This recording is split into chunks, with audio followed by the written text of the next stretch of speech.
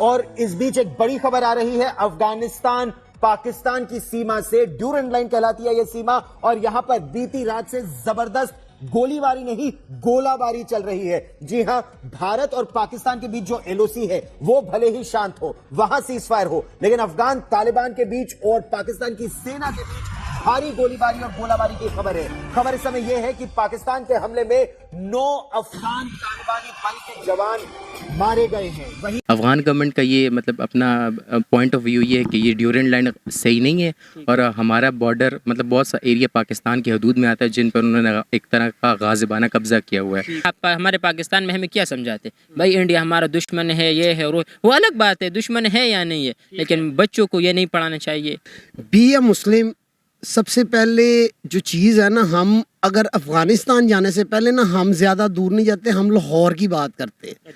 India हमारे साथ आज़ाद हुआ, इंडिया में 5G टेक्नोलॉजी आई, हमारा इधर 4G भी सही नहीं चलता। आपस में इनकी नहीं बनती तो दूसरे ममालिक के साथ इनके साथ क्या बात करेंगे ये लोग? आपस में इनकी कोई एक बैठ जाता है, दूसरा कहता है मैं ठीक हूँ, ये गलत। इसमें रॉ के एजेंट्स मिले हुए हैं, लाइक इनमें डिफरेंट किस्म के ग्रोह बने हुए हैं, तालिबान के अंदर भी, तालिबान गवर्नमेंट के अंदर भी, क्योंकि इस वक्त तालिबान को, अफगानिस्तान को इंडिया और इसराइल की बहुत ज़्यादा सपोर्ट है। इंडिया में कुछ भी हो जाए वो पाकिस्तान को ब्लेम करते हैं, लेकिन हमने आप देख लें कि पाकिस्तान ने कभी इंडिया को ब्लेम नहीं किया कभी भी किसी चीज़ में। इंडियन इन्फ्लुएंस बहुत ज़्यादा उधर हुआ है। तो सर जो इंडिया कर रहा है वो आप क्यों नहीं कर पा रहे हैं? आप अपना सॉफ्ट इमेज क्यों नहीं बना पा रहे हैं पूरी दुनिया में, स्पेशली अफगानिस्तान में? बाढ़ लगाने का तो हमारा यही मकसद था कि पीसफुल करना, हमारे एशिया को पीसफुल बनाना।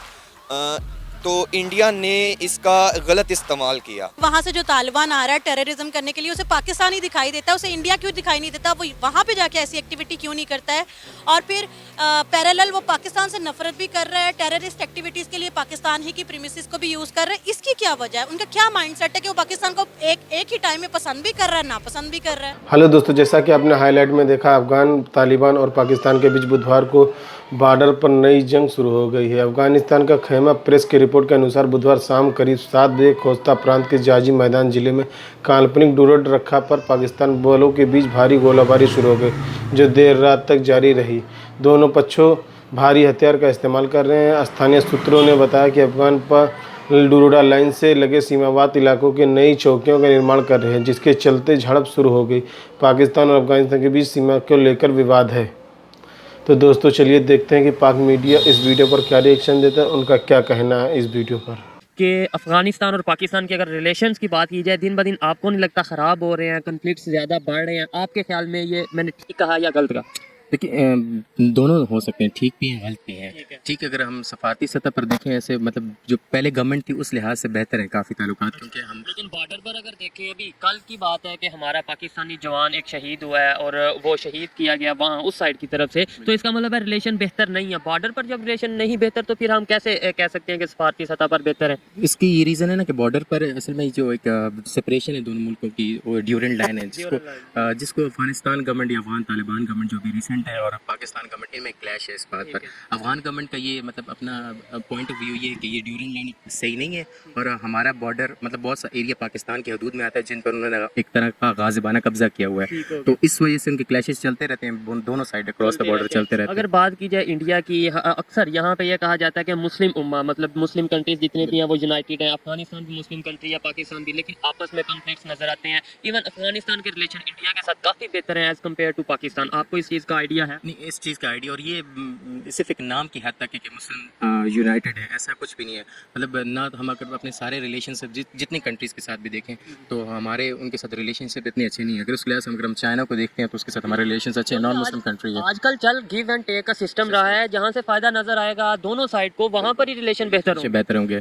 इसमें कोई इंडिया के साथ अफगानिस्तान के रिलेशन क्यों बेहतर है, क्या वजह है? हम तो ये कहते हैं जी वहाँ नॉन मुस्लिम और मुस्लिम और ये और वो और शरीयत, वहाँ पर इवन अफगानिस्तान में तो शरीयत निज़ाम है, शरिया का निज़ाम है, फिर भी उनके रिलेशन इतने अच्छे बेहतर है इंडिया के साथ। ये आपने जब बात की ना, ये इसी तरह होता है। हर जो भी कंट्री होता है ना, उसे अपने मफादात पसंद होते हैं। अब पाकिस्तान जो एक अंडर डेवलप्ड कंट्री है जहाँ पर उसके पास इतनी रिसोर्सेज नहीं है किसी को हेल्प आउट कर सके। अगर आप इंडिया को देखें उसकी इंडस्ट्रीज इतनी बड़ी हैं कि वो किसी को भी हेल्प आउट कर सकता है, सपोर्ट कर सकता है, इवन उनको कर्जे दे सकता है, कुछ भी दे सकता है। आपको बताता चलूँ कि उनके बहुत से जो आर्मी है अफगानिस्तान की, वो इंडिया से ट्रेंड होती है, वहाँ पे कैडेट्स ट्रेंड होके आते हैं। इसके अलावा उनकी जो असेंबली है, नेशनल असेंबली, वो पार्लियामेंट जो सॉरी वो इंडिया वालों ने बनाई है। तो ये एक अच्छा रिलेशन है, अच्छे रिलेशन का साइन है। हम क्यों नहीं समझ लेते अपने इस पॉलिसीज़ को, पाकिस्तान वाले क्यों नहीं अपनाते और क्यों नहीं अपने रिलेशन बेहतर करते? हमारे अफगानिस्तान के साथ रिलेशन ख़राब हो रहे हैं, हमारे बांग्लादेश के साथ जैसे रिलेशन है आपके सामने है, इंडिया के साथ जो रिलेशन है वो आपके सामने, इवन ईरान वो भी मुस्लिम कंट्री है उसके साथ रिलेशन है वो, यानी हर साइड से हम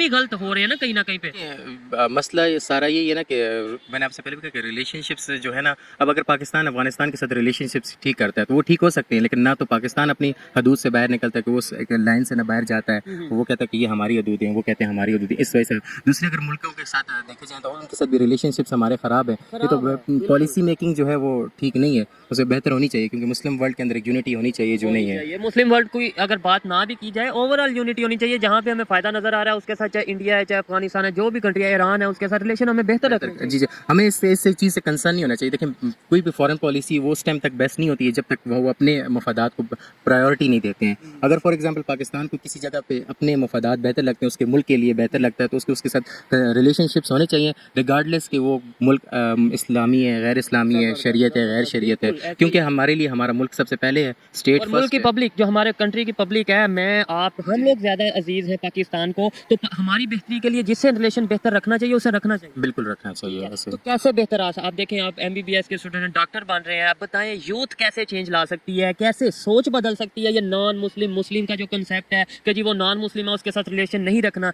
जबकि हमें शायद इस्लाम में भी कहीं नहीं ये कहा गया। नहीं, देखिए रिलेशनशिप्स जो इस्लामिक बाउंड्रीज हैं उसके अंदर तो रह के हर किसी से रिलेशनशिप्स रखे जा सकते हैं। फिर हमारे जो ये दिमाग क्यों बंद हो चुके हैं, हमारे समझ में क्यों नहीं ये बात आती कि यार जिसके साथ हमें पाकिस्तान को फ़ायदा रिलेशन हम ठीक कर लें।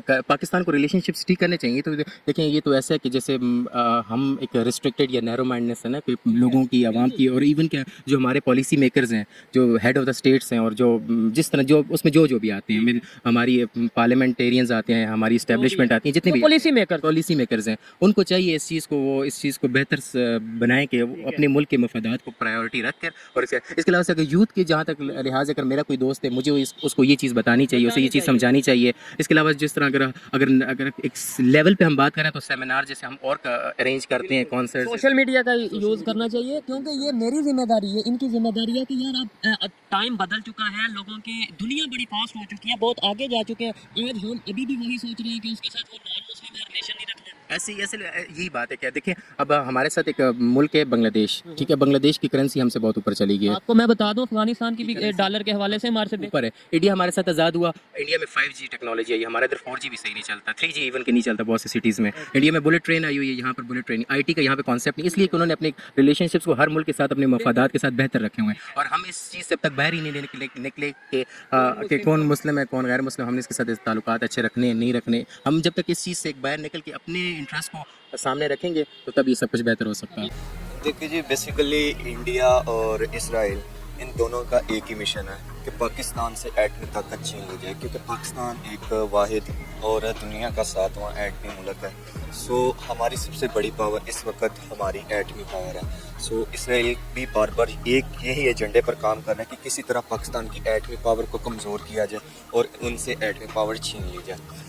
देखा जाए कि पाकिस्तान और अफ़गानिस्तान के हालात के बारे में, तो आपको पता है USSR एक तंजीम थी, रशियन तंजीम। इन्होंने जब 1980 समथिंग इसके अराउंड जब अफ़गानिस्तान पर अटैक किया था, तब इनका यही मिशन था, जब पाकिस्तान एटमी पावर बना था, कि पाकिस्तान से किसी तरह एटमी पावर छीनी जाए, इस इस्लामिक कंट्री को कमज़ोर किया जाए, क्योंकि इसने लीड करना है इस्लाम। लेकिन इसका अफगानिस्तान और पाकिस्तान के ताल्लुकात से क्या लेना देना है? इसका बेसिकली इसमें इंडिया इन्वॉल्व है, इसमें रॉ की एजेंसीज इन्वॉल्व हैं।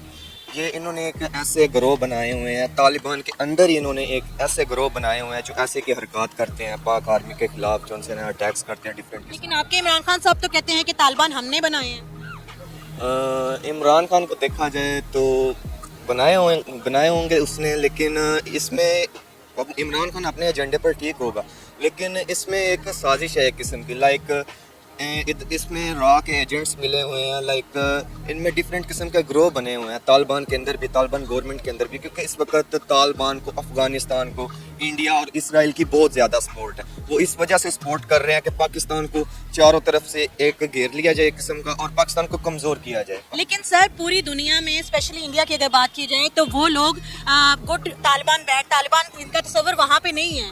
वो लोग जो है वो सीधा सीधा उन्हें टेररिस्ट कहते हैं जो भी इस तरह की एक्टिविटीज में होते हैं, जबकि पाकिस्तान में गुड तालिबान बैड तालिबान का कॉन्सेप्ट है। क्या आप इसको एग्री करेंगे?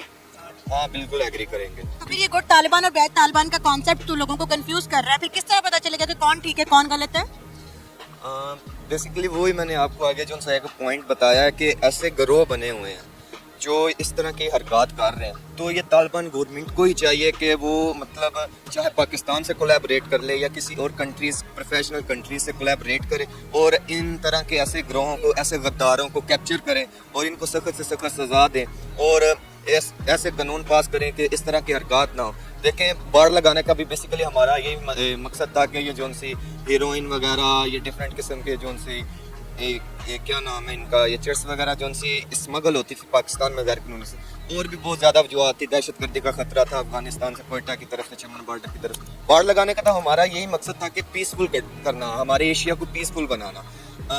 तो इंडिया ने इसका गलत इस्तेमाल किया। इंडिया ने कैसे इसका इस्तेमाल किया? वो आपको बताया ना, कुछ ऐसे गिरोह हैं, उन्होंने बोला कि ये बोलते हैं हम, उन्होंने नफरत एक फैला दी कि इन्होंने बाढ़ लगाई है, इनका ये मकसद है कि मतलब इन्होंने, उनका यही एक एजेंडा था कि किसी न तरह इनके दरमियान नफरत फैलाई जाए। तो अगर इंडिया अपनी पॉलिसी में इतना कामयाब है तो क्या वजह है कि आप इतनी कामयाब पॉलिसी क्यों नहीं बना पा रहे हैं? बेसिकली देखा जाए तो हमारी कोई गवर्नमेंट स्टेबल नहीं है। गवर्नमेंट का एक बड़ा रोल होता है, ये पाकिस्तान आर्मी का रोल नहीं है, गवर्नमेंट का रोल है इस तरह के कानून पास करना। हमारी गवर्नमेंट आज पाकिस्तान की तारीख में कोई अपने 5 साल गवर्नमेंट पूरी नहीं कर सका। सो हमारी इकोनॉमी स्ट्रॉन्ग होनी चाहिए, गवर्नमेंट स्टेबल होनी चाहिए, क्योंकि एक इन्वेस्टर है, लाइक कनाडा का इन्वेस्टर आ जाए, यूएसए का इन्वेस्टर आ जाए, कोई भी इन्वेस्टर देखता है गवर्नमेंट की स्टेबिलिटी को देखता है, वो स्टेबिलिटी की वजह से अपनी इन्वेस्टमेंट करते हैं, क्योंकि जब गवर्नमेंट चेंज होती है तो पॉलिसीज चेंज हो जाती हैं, फिर उतार चढ़ाव आते रहते हैं बिजनेस। एक यंगस्टर होने के नाते आपको क्या लगता है कि क्या पॉलिसी बनाई जाए, क्या चेंजेस किए जाए कि ये जो दिन ब दिन दरार आती चली जा रही है जिससे आपका दुश्मन फायदा उठा रहा है, इसको कम किया जाए और बरादराना ताल्लुकात को मजबूत किया जाए? बेसिकली देखा जाए तो हमें अपनी गवर्नमेंट में एक प्रोफेशनलिज्म लानी चाहिए। मतलब कम से कम अगर एक MNA या MPA भी है ना, कम से कम उसको मास्टर्स करना हो या PhD लेवल का होना।